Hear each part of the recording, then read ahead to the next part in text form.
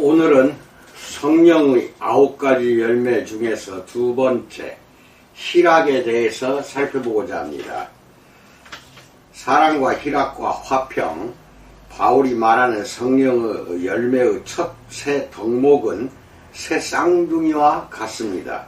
이 셋은 항상 함께 등장합니다. 예수께서는 제자들과 나누신 고별의 대화에서 이 셋을 밀접하게 연결하셨습니다. 1. 요한복음 14장 27절에서 평안을 너희에게 끼치노니 곧 나의 평안을 너희에게 주노라. 내가 너희에게 주는 것은 세상이 주는 것과 같이 아니하니라. 너희는 마음에 근심하지도 말고 두려워하지도 말라라고 말씀합니다. 2. 요한복음 15장 9절로 10절에서 아버지께서 나를 사랑하신 것 같이 나도 너희를 사랑하였으니 나의 사랑 안에 거하라. 내가 아버지의 계명을 지켜 그의 사랑 안에 거하는 것 같이 너희도 내 계명을 지키면 내 사랑 안에 거하리라 라고 말씀합니다. 3. 요한복음 15장 11절에서 내가 이것을 너희에게 이름은 내 기쁨이 너희 안에 있어 너희 기쁨을 충만하게 하려 함이라 라고 말씀합니다. 그리고 이 이미지를 계속 이어가자면 희락과 화평은 쌍둥이 같습니다. 이 둘은 사랑과 희락, 화평이 새 쌍둥이처럼 함께 등장하는 것보다 훨씬 더 자주 짝을 이룹니다. 그리고 바울은 희락과 화평이라는 이 단어를 특히나 좋아했습니다. 그는 이렇게 말하기를 좋아했습니다. 1. 하나님 나라는 먹는 것과 마시는 것이 아니요 오직 성령 안에 있는 의와 평강과 희락이라. 로마서 14장 17절. 2. 로마서 15장 13절로 14절에서는 소망의 하나님이 모든 기쁨과 평강을 믿음 안에서 너희에게 충만하게 하사 성령의 능력으로 소망이 넘치게 하시기를 원하노라. 내 형제들아 너희가 스스로 선함이 가득하고 모든 지식이 차서 능히 서로 권하는 자임을 나도 확신하노라 라고 말합니다. 사실 바울은 서신서에서 기쁨, 즉 희락에 관해 21번, 평화, 즉 화평에 관해 43번 이야기합니다. 하지만 로마서의 이 구절들을 통해 바울이 기쁨, 희락과 평화, 화평을 그저 기독교 신앙의 부수적인 부산물로 여기지 않았음을 알 수 있습니다. 이 둘은 그저 행복한 감정이 아닙니다. 불과 몇 절 앞에서 그가 기쁨과 평화에 관해 무엇을 말하고 있는지 보십시다. 이것은 매우 인상적인 목록입니다. 1. 기쁨과 평화는 의만큼이나 중요한 하나님 나라의 핵심적 표지다. 이것들은 하나님이 다스릴 때 일어나는 일이다. 참된 기쁨과 평화가 태어난다. 2. 기쁨과 평화는 우리가 하나님을 섬기고 기쁘시게 하는 방식이다. 우리는 엄숙한 불안함 속에서 그분을 섬기지 않는다. 3. 기쁨과 평화는 그리스도인으로서 우리가 지닌 소망의 필수 요소다. 우리는 기쁨과 평화로 가득 차 있어야 한다. 4. 기쁨과 평화는 성령의 능력이 우리 삶 속에 가득 넘친다는 증거다. 와 같은 네 가지로 구분할 수가 있습니다. 따라서 그가 성령의 열매 안에 기쁨, 희락과 평화, 화평을 포함한 것은 전혀 놀랍지 않습니다. 이 단어들은 단지 유쾌하고 만족스러운 감정의 상태만을 묘사한 것이 아닙니다. 이것은 심오한 무언가를 뜻하며 그리스도인으로서 우리의 삶과 증언의 핵심에 자리 잡고 있는 것입니다. 먼저 기쁨, 희락에 대해 생각해 봅시다. 무엇이 여러분에게 기쁨, 희락을 주는가요? 무엇이 여러분의 눈을 반짝이게 하는가요? 무엇이 여러분의 마음을 흥분하게 하는가요? 무엇이 여러분에게 불타는 듯한 즐거움을 주고 여러분을 미소 짓거나 웃거나 크게 소리를 지르며 기뻐서 손을 높이 들고 주변에 있는 모두를 안아주고 싶게 하는가요? 이 질문을 던질 때 바로 네 가지가 머릿속에 떠오릅니다. 그 각각의 요소들은 성령의 열매로서 그리스도인의 희락에 관한 진리와 연관이 됩니다. 나는 우선 큰 기쁨을 주는 네 가지로 가족, 축하의 연회, 믿음, 미래를 꼽아봅니다. 1. 가족이 있다는 것이 기쁨이다. 가족과 함께 시간을 보내며 우리를 하나로 묶어주는 사랑을 나눌 때 혹은 친한 친구들과 함께 식사하거나 차를 마시며 즐겁게 지낼 때 나는 기쁨으로 가득 찬다. 혹은 현관문을 열자 흥분하여 펄쩍펄쩍 뛰는 손주들의 행복한 얼굴을 보게 될 때, 아내와 함께 야외에 나갈 때 기쁨이 차오른다. 가족이 없는 사람들에게는 불공평한 말이라고 생각한다면 잠시만 기다리십시오. 이 축하의 연회를 벌리는 것이 기쁨이다. 정말로 좋은 소식을 들었을 때, 특히 그것이 예상하지 못했거나 간절하게 기다렸던 소식일 때 이런 기쁨이 솟아난다. 그런 다음 기쁨은 축하로 바뀐다. 나는 열심히 공부하고 초조하게 기다린 끝에 미국 목사 이야기입니다. 케임브리지에 합격했다는 정보를 받았을 때를 기억한다. 혹은 내가 엘리자베스 브라운에게 나와 결혼해달라고 말했고 아내가 그럴게요 라고 말했던 그날, 그 장소와 시간은 내 기억에 오롯이 새겨져 있음을 기억한다. 내가 크게 불안했다는 말은 아니다. 우리는 여러 해 동안 교제하고 있었다. 혹은 사랑하는 사람이 수술을 잘 마쳤다거나 심각한 병에서 회복되었다는 소식을 들었을 때 기쁨을 느낀다. 또한 우리 딸들이 임신했다는 소식, 그 다음에는 건강한 아기가 태어나고 산모와 아기 모두 건강하다는 소식을 들었을 때 그런 기쁨을 느낀다. 정말로 좋은 소식이 있으면 생일이나 결혼기념일 때처럼 기쁨으로 이것을 축하한다. 많은 문화에서는 성대한 잔치 음식을 먹으면서 그런 순간을 기념한다.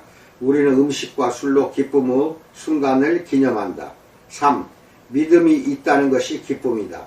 가끔 교회에서 다른 그리스도인들과 하나님을 예배할 때 나는 강렬한 기쁨으로 충만해진다.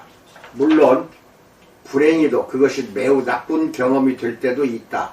하지만 성경 말씀이나 찬송가와 복음성가의 음악과 가사가 너무나도 풍성해서 하나님이 나를 구원하기 위해 행하신 바를 너무나도 강력하게 일깨워 주어 내 마음이 기쁨으로 거의 터질 것처럼 느껴지는 순간도 있다. 하나님의 용서하시는 은총과 날마다 나를 끌어안으시는 사랑이 없으면 내가 지금의 내가 될 수 없고 지금 내가 있는 곳에 와 있을 수 없다는 것을 마음속 깊이 깨닫는다. 그리고 예배가, 특히 음악이 나에게 이 사실을 일깨워 줄 때 내 눈이 기쁨의 눈물로 가득 차고 하나님에 대한 감사로 목이 메인다. 믿음은 큰 기쁨이다.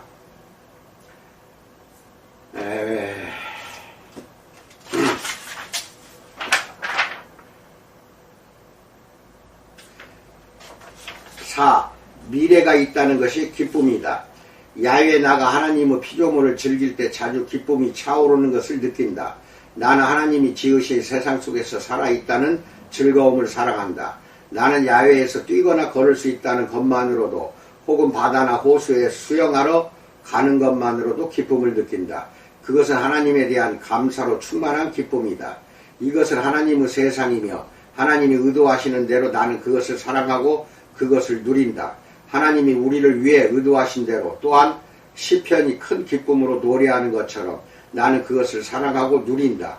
하지만 이 기쁨에는 또 다른 부분이 있으며 그것은 우리가 지금 이토록 즐기고 있는 이 피조물이 새 피조물의 자궁, 즉 산통으로 신음하는 자궁일 뿐이라는 것을 아는 것이다. 따라서 우리는 천국에 가는 것뿐만이 아니라 하나님이 만들고 계시는 새하늘과 새 땅에서 우리가 입게 될 부활의 몸을 고대한다. 이 얼마나 큰 기쁨이겠는가. 그리고 그것은 영원할 것이다. 이 네 가지 모두는 일상적 삶에서 기쁨을 누리는 성령의 열매로서 그리스도인의 삶과 마음을 채우는 기쁨에 더 강력한 방식으로 적용될 수 있다. 이제 그것을 차례로 살펴봅시다. 희락, 가족이 있다는 것. 앞서 인용한 로마서 9절로 돌아가 보자. 여기서 바울은 자신의 독자들이 기쁨과 평화로 충만하기를 기도한다. 로마의 그리스도인들 사이에는 예수를 메시아로 믿게 된 유대인들과 완전히 외부적인 이교적 배경을 가진 이방인들이 섞여 있었습니다. 그리고 바울은 두 장, 로마서 14장과 15장에 걸쳐서 그들에게 서로를 받아들이고 환영하라고 말합니다. 왜냐하면 하나님이 그리스도 안에서 그들을 받아들이셨고 그들을 한 백성으로 만드셨기 때문입니다. 그런 다음 바울은 이방인들을 향해 하나님이 행하신 바를 찬양하고 그것에 대해 기뻐하라고 촉구하는 몇몇 구약 본문을 인용합니다. 로마서 15장 9절로 12절. 두 번째 인용문에서는 열방들아 주의 백성과 함께 즐거워하라 라고 말합니다. 신명기 32장 45절을 인용하는 로마서 15장 10절 보세요. 왜 바울은 로마에 있는 이방인 그리스도인들에게 기뻐하라고 할까요? 그들은 무엇에 관해 기뻐해야 할까요? 그들은 이제 완전히 새로운 가족 안에 들어왔기 때문에, 즉 하나님의 백성에 속하게 되었기 때문에 기쁨으로 충만해 있어야 합니다. 주의 백성과 함께 즐거워하라 를 생각하세요. 그들은 더 이상 멀리 떨어져 있지 않고 바깥 추운 데에 있지 않고 가족의 일원이 되었습니다. 그들은 주 예수 그리스도와 죄인을 화해시키는 그분의 죽음과 부활 때문에 완전히 새로운 관계를 맺게 되었습니다. 바울은 에베소에 있는 이방인 그리스도인들에게 이 점을 훨씬 더 강조해서 말합니다. 먼저 그는 그들이 예수를 믿기 전에 어떤 존재였는지를 그들에게 상기시켰습니다. 그때 너희는 그리스도 밖에 있었고 이스라엘 나라 밖의 사람이라 약속의 언약들에 대하여는 외인이요 세상에서 소망이 없고 하나님도 없는 자이더니 라고 에베소 2장 12절에서 말합니다. 그들은 가능한 모든 면에서 소외되어 있었습니다. 그들은 하나님의 백성에 속해 있지 않았으며 이스라엘의 하나님의 사랑과 구속과 언약적 약속에 관해 아무것도 몰랐습니다. 그들은 하나님이나 하나님의 백성과 아무 상관이 없었습니다. 그들은 하나님의 가족에 속해 있지 않았습니다. 전혀 기뻐할 만한 위치에 있지 않았습니다. 하지만 바울은 이제 상황이 완전히 바뀌었다고 말합니다. 에베소서 2장 13절 19절에서 이제는 전에 멀리 있던 너희가 그리스도 예수 안에서 그리스도의 피로 가까워졌느니라. 그러므로 이제부터 너희는 외인도 아니요 나그네도 아니요 오직 성도들과 동일한 시민이요 하나님의 권속이라 라고 말합니다. 멀리 있던 사람들이 가까워졌습니다. 밖에 있던 사람들이 안으로 들어올 수 있게 되었습니다. 가족에서 배제되어 있던 사람들이 이제 가족의 일원이 되었습니다. 이방인들은 하나님의 백성의 시민들이 되었을 뿐만 아니라 하나님의 권속이 되었습니다. 그리고 조금 지나서 바울은 또한 그들이 성령을 통해 하나님이 거하시는 공간이 되었다고 덧붙입니다. 에베소서 2장 22절. 이것은 마땅히 기뻐해야 할 이유입니다. 배경이나 상황이 어떠하든지 그리스도인들은 그리스도께 속함으로써 완전히 새로운 가정을 갖게 됩니다. 어쩌면 여러분은 이 장 앞부분에서 나에게 기쁨을 주는 것들의 목록 중 첫 번째로 나의 가정을 언급한 것에 대해 탐탁하게 여기지 않았을지도 모릅니다. 너무나도 많은 사람이 안타깝게도 가정이 있다는 것으로부터 거의 아무런 기쁨도 누리지 못하거나 전혀 기쁨을 누리지 못한다는 것을 우리는 잘 알고 있습니다. 그럴 만한 수많은 이유가 있습니다. 모진 부모와 깨어진 결혼, 독신의 외로움, 사별, 다툼과 증오, 심지어는 그리스도인이 아닌 식구에 의한 박해 등 여러가지 이유가 있을 수 있습니다. 하지만 사람들이 그리스도께 속해 있을 때 비록 그들이 활기차고 사랑이 넘치는 인간의 가정이 주는 기쁨을 누리지 못한다고 할지라도 혹은 깨어지고 학대를 일삼는 가정의 고통이나 외로움, 사별로 고통을 당한다고 할지라도 그리스도께 속해 있을 때 그들은 하나님의 백성 가운데서 새로운 가정의 기쁨을 누릴 수 있습니다. 이것은 갑자기 모든 것이 좋아지고 밝아진다는 뜻이 아닙니다. 그것이 모든 깨어짐을 치유하거나 모든 문제를 해결하지는 않을지도 모릅니다. 그러나 망가지거나 결핍된 인간의 가정의 슬픔과 고통과 갈등 가운데서도 예수 그리스도를 통해 하나님의 가정에 속하게 됨으로써 누리는 기쁨이 있습니다. 이것은 모든 것이 잘 되기 때문에 느끼는 행복보다 더 근원적인 기쁨입니다. 그것은 여러분이 절대 잃어버리지 않을 가정의 일원, 역사상 가장 오래된 가정, 이 땅에서 가장 큰 가정의 일원이며 여러분의 가정에 영원하다는 것을 알기 때문에 누리는 기쁨입니다. 예수 때문에 만들어지고 누리는 가족관계가 성령의 열매인 기쁨을 가져다 줍니다. 기쁨으로 가득 차 있는 두 이야기를 예로 들어 이것을 설명할 수 있습니다. 예수께서 말씀하신 비유에서 탕자가 집으로 돌아왔을 때 그의 아버지는 그를 끌어안고 다시 가족으로 맞아들였습니다. 그리고 큰 기쁨과 축하가 있었습니다. 예수께서는 동물과 동전 이들이 다시 발견된 기쁨을 누릴 뿐만 아니라 하나님과 하늘의 천사들도 이 기쁨을 함께 누린다는 것을 가르치기 위해 잃어버린 양과 잃어버린 동전에 관한 이야기와 더불어 이 이야기를 하셨던 것입니다. 누가복음 15장 7절과 10절. 이 땅에서뿐 아니라 하늘에서도 크게 기뻐하십니다. 또한 사도행전 8장에는 에티오피아 내시에 관한 이야기가 기록되어 있습니다. 내시였던 그에게는 가족이 없었고 아들과 딸이 없었을 것입니다. 하지만 이방인들이 하나님을 예배하게 되기를 기도했던 것처럼 열왕기상 8장 41절로 43절. 그는 이스라엘의 하나님을 예배하기 위해 예루살렘에 왔습니다. 그리고 그는 이사야서가 기록된 두루마리를 구입했습니다. 그는 우리가 지금 이사야 53장이라고 부르는 말씀, 즉 우리의 죄를 위해 죽임당할 주의 종에 관한 말씀을 읽고 있었습니다. 빌립은 그에게 그 본문을 설명해주고 그를 예수에 대한 믿음으로 인도합니다. 그러나 나는 빌립이 그 다음에 이 에티오피아인에게 가까운 본문이 이사야 56장에 관해서도 설명했을 것으로 생각합니다. 거기에는 하나님이 자녀가 없는 내시들에게 주시는 약속이 기록되어 있습니다. 이사야서 56장 5절에서 내가 내 집에서 내 성 안에서 아들이나 딸보다 나은 기념물과 이름을 그들에게 주며 영원한 이름을 주어 끊어지지 아니하게 할 것이며 라고 나옵니다.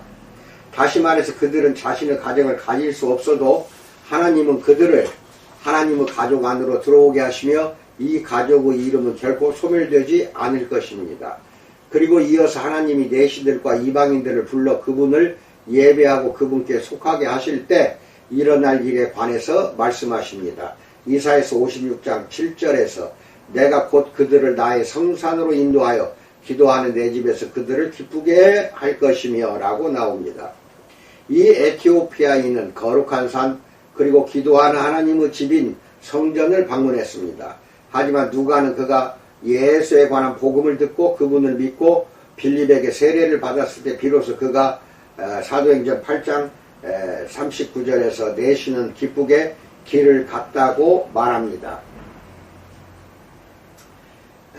사도행전 8장 39절은 둘이 물에서 올라올새 주의 영이 빌립을 이끌어간지라 내시는 기쁘게 길을 가므로 그를 다시 보지 못하니라 라고 나옵니다.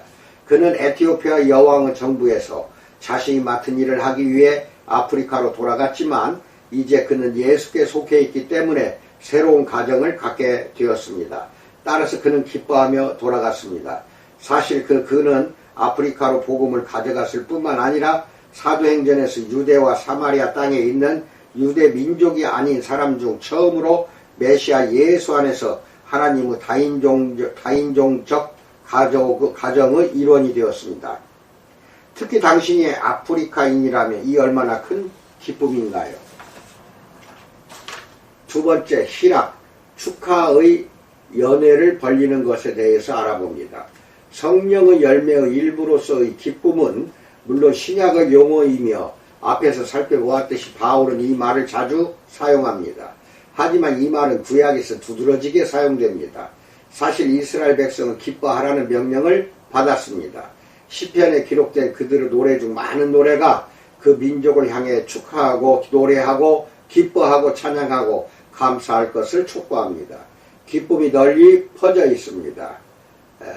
이스라엘은 해마다 새 절기 즉 무교절과 함께 지키는 유월절, 오순절, 초막절을 지켰습니다. 이 절기에 관한 규정은 레위기 23장과 신명기 16장에 기록되어 있습니다. 이때는 일을 하지 말아야 하므로 민족 전체가 휴가를 가질 수 있는 기회였습니다. 물론 매주 돌아온 안식일에도 일을 하지 말아야 했습니다. 하지만 그에 더해서 그들에게는 기뻐하라는 명령이 주어졌습니다. 신명기 16장 11절과 14절 내 하나님 여호와께서 자기의 이름을 두시려고 택하신 곳에서 내 하나님 여호와 앞에서 즐거워할지니라 절기를 지킬 때에는 즐거워하되 라고 말합니다. 하나님의 넘쳐 흐르는 복이 해마다 넘쳐 흐르는 기쁨을 만들어냈을 것입니다. 따라서 잔치를 벌이고 먹고 마시고 즐거워했을 것입니다. 구약에서는 하나님이 주신 좋은 선물에 대해 기뻐하는 것을 결코 부끄러워하지 않습니다. 하나님이 주신 것은 무엇이든지 감사와 기쁨으로 받아야 합니다. 거기에는 율법이라는 선물, 해마다 받은 추수의 선물, 예언자들을 통해 주신 하나님의 말씀, 성전 건축, 새로운 왕, 노동과 사랑, 결혼, 아름다움, 자연, 빵, 포도주처럼 매일의 삶의 모든 일상적인 선물이 포함됩니다. 감사할 것이 너무나도 많고 우리를 기쁘게 하는 것이 너무나도 많습니다. 나는 그리스도인으로서 가끔은 너무 영적인 것에 초점을 맞추다가 하나님이 주신 일상적인 선물 안에서 참된 기쁨을 누리는 법을 잊어버리고 스스로 흘러넘치는 기쁨으로 충만해지지 못하고 있다는 생각이 들기도 합니다.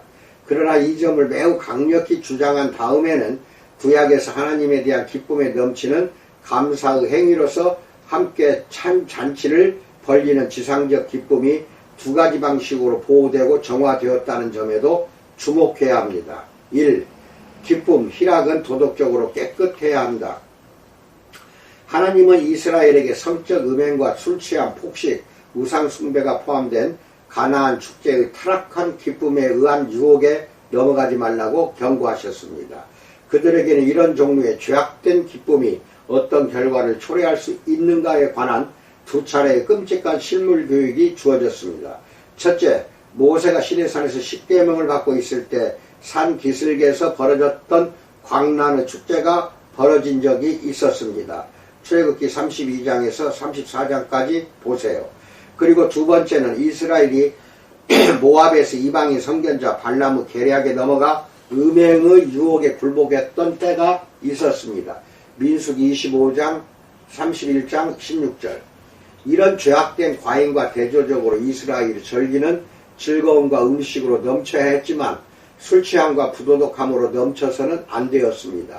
이 절기들은 온 가족이 당황스러워하지 않으며 함께 즐길 수 있는 행사여야 했습니다. 신명기 16장 14절에서 절기를 지킬 때에는 너와 내 자녀와 노비와 내 성중에 거주하는 레위인과 객과 고아와 과부가 함께 즐거워하되 라고 말합니다. 그리스도인으로서 우리가 그런 즐거움을 누리는 것이 가능할까요? 만약 우리가 좋은 파티와 혼인잔치를 즐기시며 아무도 함께 식사하려고 하지 않았던 많은 사람을 포함해서 친구들과 함께 먹고 마셨던 예수의 본보기를 따른다면 가능합니다. 사람들이 그분을 세례 요한과 대조하며 세리와 성매매 여성, 죄인들과 함께 먹는다고 비판했을 때 그분은 인자가 먹고 마시기 위해 왔다고 말씀하셨습니다. 마태복음 11장 19절에서 인자는 와서 먹고 마시며 말하기를 보라, 먹기를 탐하고 포도주를 즐기는 사람이요 세리와 죄인의 친구로다 하니 지혜는 그 행한 일로 인하여 옳다함을 얻느니라 라고 말합니다. 예수께서는 죄와 부도덕을 눈감아주지 않으시면서 음식과 술을 나누는 좋은 잔치를 즐기실 수 있었습니다. 그리고 이것은 신약 나머지 부분에서 가르치는 메시지이기도 합니다.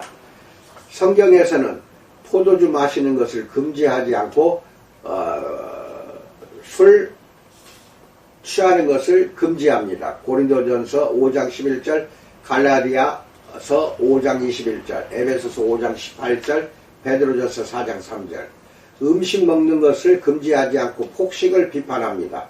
잠언 23장 20절로 21절, 디도서 1장 12절. 해악과 웃음을 금지하지 않고 누추함과 어리석은 말이나 희롱의 말, 상스럽거나 다른 이들을 다치게 하는 말을 금지합니다. 에베소서 5장 4절. 성경은 우리에게 기쁨을 위한 여지와 이유를 넘치도록 제공하지만 축하가 타락으로 변질되도록 내버려 두지 말라고 경고합니다. 이 기쁨, 희락은 사회적으로 포용적이어야 한다. 따라서 하나님은 이스라엘 백성에게 절기를 지키고 쉬는 시간을 갖고 넉넉한 음식과 술을 준비해 성대한 잔치를 벌이라고 명령하셨습니다. 그뿐만 아니라 그들에게 아무도 배제되지 않도록 해야 한다고 말씀하셨습니다. 절기에 관한 신명기의 지침에서는 이것을 두 차례나 강조하고 있습니다. 신명기 16장 11절 14절에 반복됩니다. 너와 내 자녀와 노비와 내 성중에 있는 레위인과 및 너희 중에 있는 객과 고아와 과부가 함께 내 하나님 여호와께서 자기의 이름을 두시려고 택하신 곳에서 내 하나님 여호와 앞에서 즐거워할지니라 라고 말합니다. 다시 말해서 노비들이 힘들게 일하는 동안 이스라엘 가족들만 성대한 축제를 즐겨서는 안 되었습니다. 또한 토지를 소유하지 못해서 수확할 수 없는 이들, 즉 레위인과 외국인들과 자신들을 부양할 가족이 없는 사람들, 고아와 과부가 함께 축제를 즐길 수 있게 하기 위해 특별히 관심을 기울여야 했던 것입니다. 이 원리가 작동한 구체적인 예를 느헤미야 8장에서 발견할 수 있습니다. 이스라엘 백성은 포로 생활을 마치고 유다로 돌아왔습니다. 느헤미야는 그들을 이끌고 예루살렘 성벽을 재건했습니다. 그런 다음 그는 언약을 갱신하는 큰 행사를 이끌었습니다. 그 행사의 일부로 에스라가 사람들에게 율법을 큰 소리로 낭독했으며 레위인들은 모두 이해할 수 있도록 이것을 번역하고 그들에게 설명했습니다. 사람들이 즉 아마도 자신의 죄와 실패에 대한 깨달음 때문에 울기 시작하자 느헤미야와 에스라는 그들에게 울지 말고 주와 그분의 언약으로 돌아가는 이 성대한 행사를 하게 된 것에 대해 기뻐하라고 말했습니다. 느헤미야는 사람들에게 잔치 음식을 즐기며 축제를 벌이라고 말했습니다. 하지만 동시에 음식과 술이 없는 사람들도 꼭 대접하라고 덧붙였습니다. 아무도 배제되어서는 안 되었던 것입니다. 느헤미야서 8장 10절에서 느헤미야가 또 그들에게 이르기를 너희는 가서 살찐 것을 먹고 단 것을 마시되 준비하지 못한 자에게는 나누어 주라. 이날은 우리 주의 성일이니 근심하지 말라. 여호와를 인하여 기뻐하는 것이 너희의 힘이니라 라고 말합니다. 예수께서도 제자들에게 같은 가르침을 주셨습니다. 사실 그분은 식사 중에 그런 말씀을 하셨으며 그분의 말씀을 듣고 그분을 초대한 주인은 당황스러워 했을 것입니다.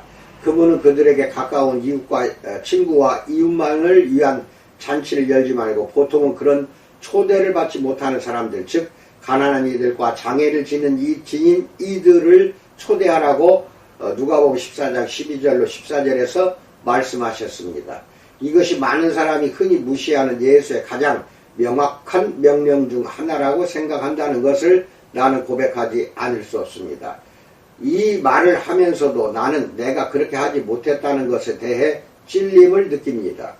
성탄절과 추수감사절 같은 명절이 나이 든 사람이나 공동체 안의 이방인들, 가족 없이 홀로 지내는 사람들, 말 그대로 집이 없는 사람들에게는 1년 중에 가장 외로운 때가 될 수 있다는 것이 얼마나 슬픈 일인가요? 따라서 성령의 열매인 기쁨에 관해 비추어 생각해 본다면 이 기쁨에는 함께 먹고 마시는 기쁨이 포함될 수 있습니다. 기쁨은 잔치입니다. 예수께서 그런 그림을 사용해서 새 창조 메시아적 잔치에서 우리가 그분과 더불어 누릴 미래를 묘사하셨다는 것은 놀라운 일이 아닙니다. 하지만 우리의 잔치는 성령, 즉 거룩한 영의 기쁨을 반영해야 하며 따라서 정결하고 건전해야 하며 부도덕이나 탐욕, 폭식, 과도함에 오염되어 있지 않아야 합니다. 그리고 그것은 포용적인 잔치가 되어야 하며 반드시 우리가 좋아하는 사람들 뿐만 아니라 하나님의 가정에 속하는 모든 사람이 포함되어야 합니다. 세 번째, 희락, 믿음이 있다는 것에 대해서 알아봅니다. 여러분이 알고 있듯이 복음이라는 말은 기쁜 소식을 뜻합니다. 그리고 좋은 소식은 그 속성 때문에 기쁨을 가져다 줍니다. 따라서 성경의 복음이 이 세상에 전해진 최고이자 최대의 좋은 소식이라면 복음을 알고 믿는 것보다 더 큰 기쁨은 없을 것입니다. 복음은 하나님이 그분의 사랑과 은총 때문에 세상을 구원하기 위해 그리스도를 통해 무엇을 행하셨는가에 관한 위대한 진리를 우리에게 말해줍니다. 복음에서 하나님은 우리에게 용서와 영원한 생명, 모든 피조물을 위한 소망으로 가득 차 있는 미래를 약속하십니다. 그리고 이런 것들은 하나님이 어떤 분이시며 하나님이 무엇을 행하셨는가에 뿌리를 내리고 있기 때문에 결코 빼앗길 수 없는 것들입니다. 그리고 이런 것들은 기쁨으로 가득 차 있습니다. 좋은 소식을 알고 그것을 믿을 때 우리가 어찌 기뻐하지 않을 수 있겠습니까? 이 시점에서 우리는 광대한 성경적 복음을 누리고 하나님의 은총으로 우리가 그리스도를 믿게 되었다는 것에 대해 하나님께 감사하는 일에 많은 시간을 할애할 수도 있습니다. 복음은 천국에 가기 위한 공식이나 기계적인 수단이 아니라 하나님이 그리스도를 통해 약속하고 성취하신 모든 일에 관한 성경 전체의 이야기를 담고 있는 좋은 소식이기 때문입니다. 예를 들어 케이프타운 서약에 기록된 것처럼 복음을 요약한 말만 들어도 우리는 기쁨을 느낄 것입니다. 안녕하세요.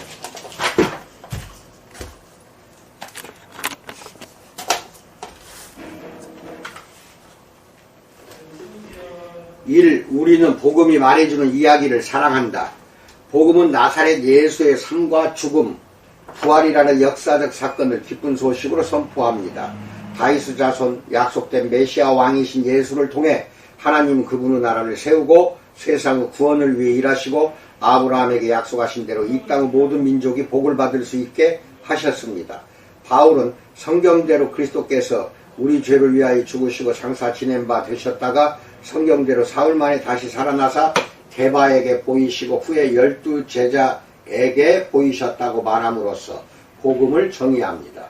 복음은 그리스도의 십자가 위에서 하나님이 그분의 아들의 위격 안에서 우리를 대신해 우리가 죄로 인해 마땅히 받아야 할 심판을 친히 담당하셨다고 선언합니다. 부활을 통해 완성되고 정당화되고 선포된 바로 이 위대한 구원 행위를 통해 하나님은 사탄과 모든 악의 세력에 대한 결정적인 승리를 거두시고 그들의 권세와 공포로부터 우리를 해방시키시고 그들이 결국 파괴될 것임을 보증하셨습니다.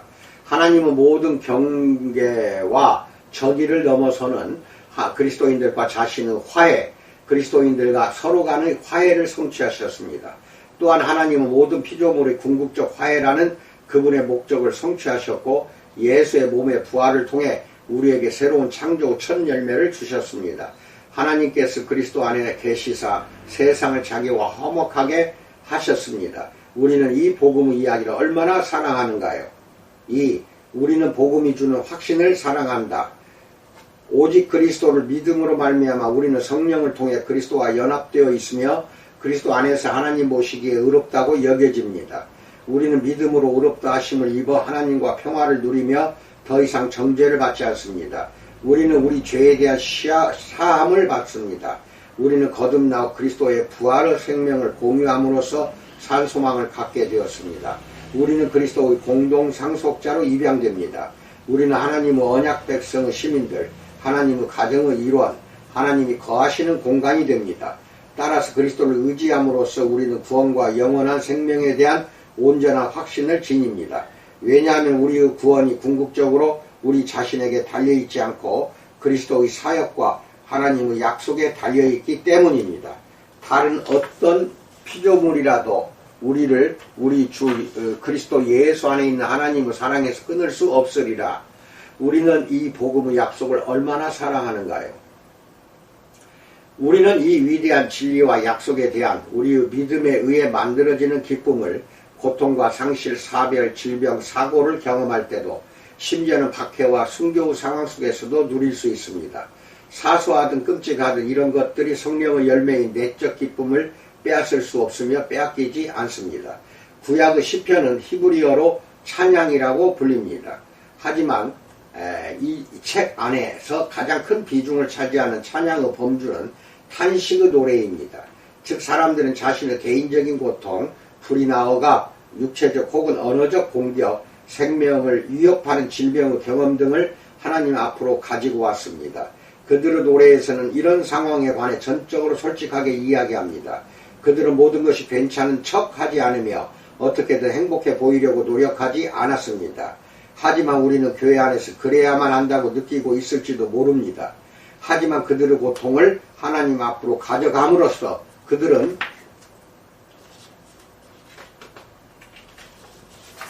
하나님이 주권적이시며 절대로 그들을 포기하지 않으실 것이라는 흔들리지 않는 믿음 덕분에 소망과 찬양, 심지어는 기쁨으로 돌아갈 수 있었습니다. 이런 종류의 기쁨은 고통을 이겨낼 수 있습니다.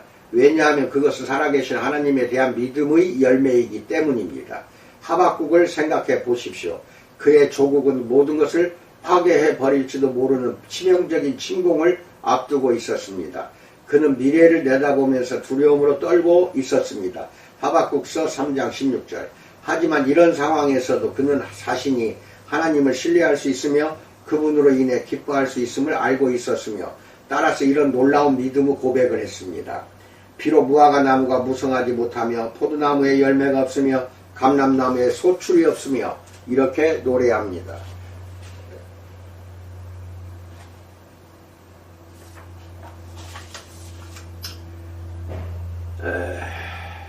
이렇게 또 노래한 적도 있습니다. 사도행전 16장 25절. 한밤중에 바울과 실라가 기도하고 하나님을 찬송하며 죄수들이 듣더라라고 말합니다. 끔찍한 고통을 당하면서도 바울은 복음으로 인해 기뻐할 수 있었고 다른 이들에게도 그렇게 하라고 말할 수 있었습니다.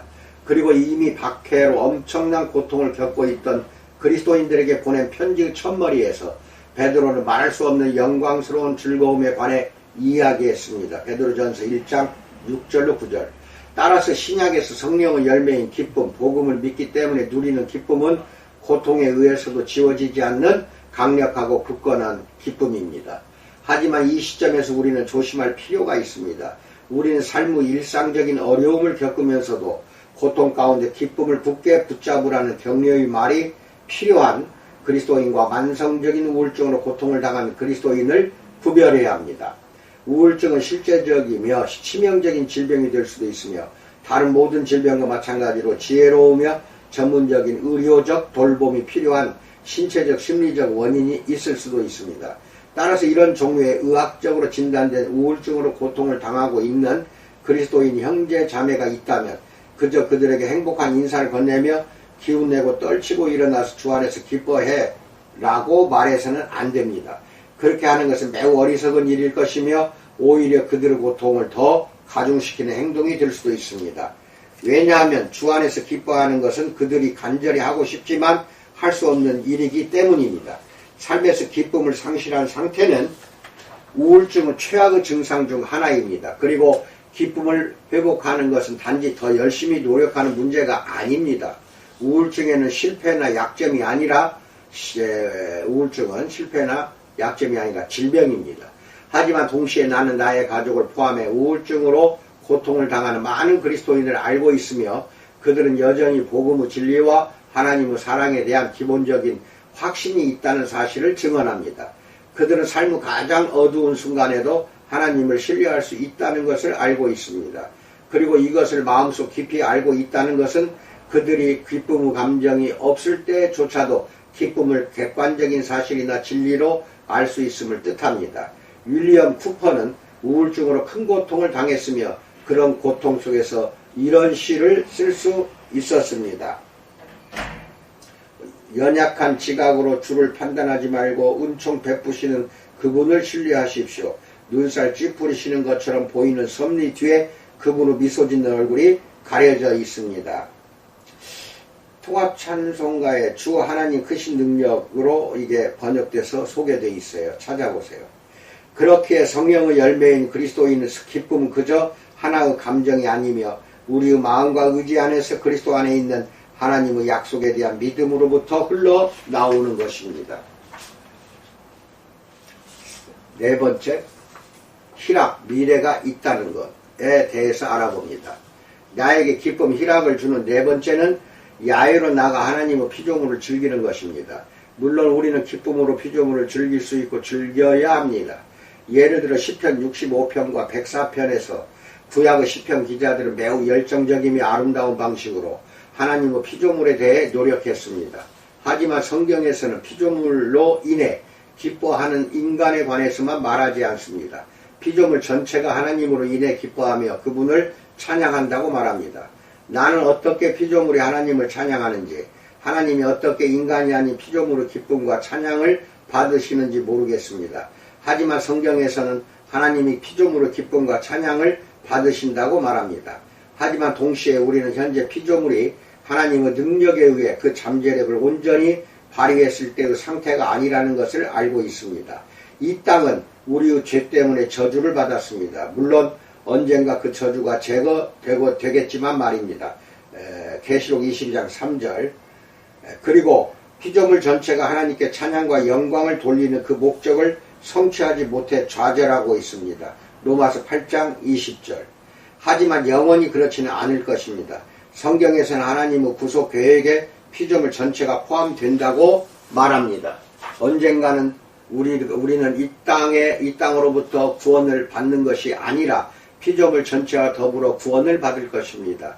이것이 로마서 8장 16절로 24절의 메시지입니다.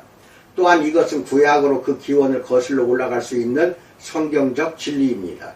이사야는 하나님이 이미 새하늘과 새 땅을 창조하는 일을 시작하셨으며 그분이 그것을 묘사하시는 방식은 경의와 기쁨, 만족, 안전으로 가득 차 있다고 말합니다. 이사야서 65장 17절로 25절. 이 위대한 소망에 비추어 몇몇 시편에서는 하나님이 오셔서 모든 것을 바로 잡으실 때 피조물 전체가 함께 기뻐하기를 고대합니다. 하늘은 기뻐하고 땅은 즐거워하며 바다와 거기에 충만한 것이 외치고 밖과 그 가운데 있는 모든 것은 즐거워할지로다. 그때 숲의 모든 나무들이 여호와 앞에서 즐거이 노래하리니 그가 임하시되 땅을 심판하러 임하실 것임이라. 그가 의로 세계를 심판하시며 그의 진실하심으로 새 백성을 심판하시리로다. 시편 96편 11절로 13절. 시편 98편도 같은 방식으로 마무리되지만 강과 산이 손뼉을 치며 기뻐 노래한다고 덧붙입니다. 바울은 하나님의 아들이신 주 예수 그리스도의 영광을 놀라운 방식으로 묘사하면서 피조물 전체, 즉 하늘과 땅의 만물이 그분에 의해 창조되었고 그분에 의해 유지되며 그분은 십자가 보혈을 통해 그분에 의해 하나님과 화해하게 되었다고 골로새서 1장 15절로 20절에서 말합니다. 피조물의 기쁨은 처음부터 끝까지 그리스도 중심적이며 우리가 구원을 받는 수단, 즉 그리스도의 십자가는 피조물이 회복되는 수단이기도 합니다. 그러므로 바닷가의 모래알과 하늘의 별의 수만큼 우리의 기쁨이 배가 됩니다. 그리고 성경은 우리가 이 땅을 떠나 어딘가 다른 목적지로 올라가는 것으로 마무리되지 않고 하나님이 내려오셔서 새로운 피조물 안에서 속량받은 인류와 더불어 사시는 것으로 마무리가 됩니다. 계시록 21장 1절로 5절. 그러므로 요한은 이런 전망을 가지고 환상 중에 우리에게 이렇게 말합니다. 내가 또 들으니 하늘 위에와 땅 위에와 땅 아래와 바다 위에와 또 그 가운데 모든 피조물이 이르되 보좌에 앉으신 이와 어린 양에게 찬송과 존귀와 영광과 권능을 세세토록 돌릴지어다 하니 계시록 5장 13절. 따라서 우리와 피조물이 마침내 하나님의 은총으로 속량될 때 우리가 결국 피조물의 기쁨을 함께 나눌 수 있으며 피조물이 결국 우리의 기쁨을 함께 나눌 수 있을 것이기에 우리가 그때를 고대하면서 지금 그 기쁨을 경험할 수 있습니다. 기쁨은 우리 자신을 포함해 피조물 전체를 위해 예비된 놀라운 미래에 대한 소망으로 가득 차 있습니다. 이제 기쁨 희락에 대해서 맺은 말을 드리겠습니다. 기쁨 희락이 하나님의 성령으로 충만하며 성령의 열매를 맺는 그리스도인의 삶을 이루는 본질적인 특징이라면 기쁨 희락이 우리 삶에서 부족한 경우가 왜 그토록 많은 것일까요? 왜 그리스도인이 불행한 경우가 그토록 많은 것일까요? 어쩌면 우리가 잊어버리고 있기 때문일지도 모릅니다. 우리는 지치고 화를 내다가 자기 연민에 빠지기가 쉽습니다. 우리 자신이 성경에 기록된 복음의 위대한 진리를 기억하게 만들어야 합니다. 우리 마음속에서 그 진리를 되새김으로써 이런 놀라운 복음의 진리를 믿는다고 말하면서 비참한 마음으로 가득 차 자신에 대해 안타까워하며 주변 사람 모두에게 우울을 전파하는 것이 얼마나 모순된 일인지를 깨달아야 합니다. 개인적으로 이것은 누구보다도 나 자신에게 절실하게 필요한 메시지입니다. 왜냐하면 나는 실망을 느끼며 자기 연민에 빠지게 하는 유혹에 쉽게 굴복하기 때문입니다. 그럴 때 나는 회개하고 나 자신에게 하나님의 은총의 복음을 상기시키고 내 삶과 생각 속에 열매를 맺도록 성령의 기쁨을 달라고 기도합니다. 혹은 그것이 우리가 기쁨에 대해 의심하기 때문일 수도 있습니다. 삶은 심각한 문제라고 우리는 말할지도 모릅니다. 그리고 정말로 그렇습니다. 우리는 기독교가 그저 웃는 것 이상의 문제라고 생각할지도 모릅니다. 그리고 정말로 그렇습니다. 하지만 그렇다고 해서 우리 삶이 성령으로 충만할 때 우리가 기쁨으로 충만한 마음을 가져서는 안 된다는 뜻은 아닙니다. 결국 성경은 우리에게 하나님이 우리가 기뻐하기를 원하실 뿐만 아니라 우리에게 기뻐하라고 명령하신다고 말합니다. 기쁨이 의무다라는 말은 이상하게 들리지만 그것은 행복한 의무입니다. 바울의 행복한 마음으로 이 명령을 반복했습니다. 그러니 그 명령에 우리는 순종합시다. 빌립보서 4장 4절에서 주 안에서 항상 기뻐하라. 내가 다시 말하노니 기뻐하라. 아멘. 이상입니다. 오늘 장마가 그칠지 모르겠습니다. 모처럼 맑은 날씨를 보게 되고 있습니다. 기쁨으로 오늘 하루를 충만한 삶을 우리 주님 은총 안에서 살기를 축원드립니다. 감사합니다.